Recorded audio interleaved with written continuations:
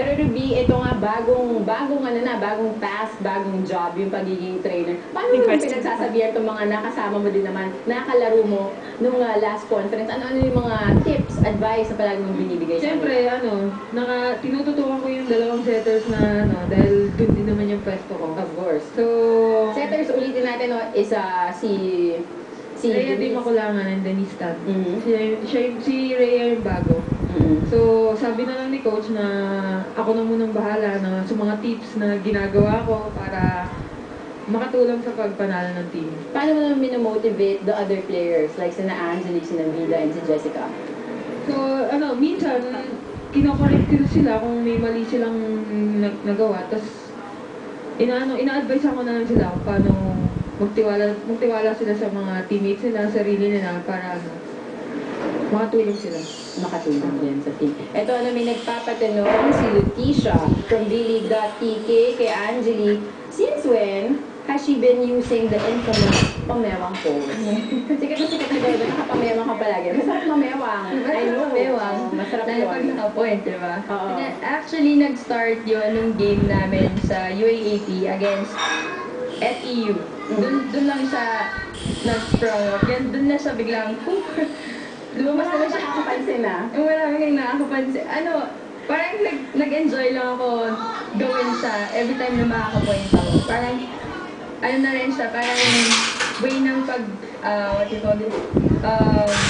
Pag-release Pag-release nila ng tension, parang, tapos in-enjoy naman ng crowd pag nakikita nila, yung ibang crowd, in-enjoy naman nila kung namimewang ako, gano'n.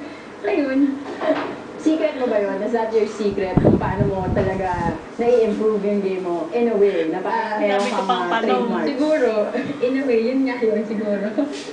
What about you guys? Kayong dalawa. Ikaw, Jessica, bago ka, anong uso mong move or pose sa court? Ha?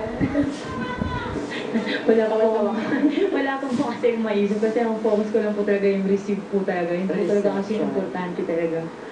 Yun lang po yung mabibigay ko talaga po na ma-share po sa mga ka-teammate ko sa buong team ng UST po. Yung pag-receive po ng maganda.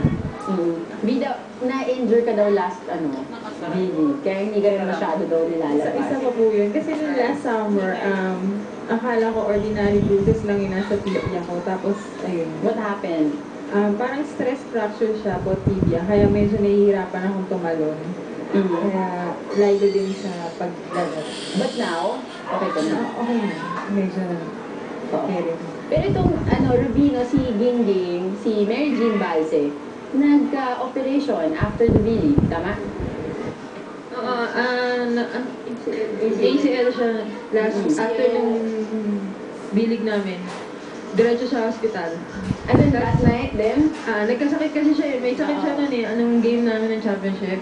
Tapos after nung championship game, diretso sa hospital.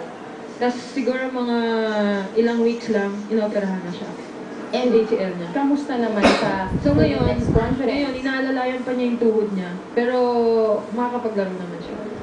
So medyo, is that a liability? Do you think medyo liability yun sa USA ngayon? Kasi dati malakas talaga humataw yun si Gingging eh. In fact, di ba siya ang finals MVP?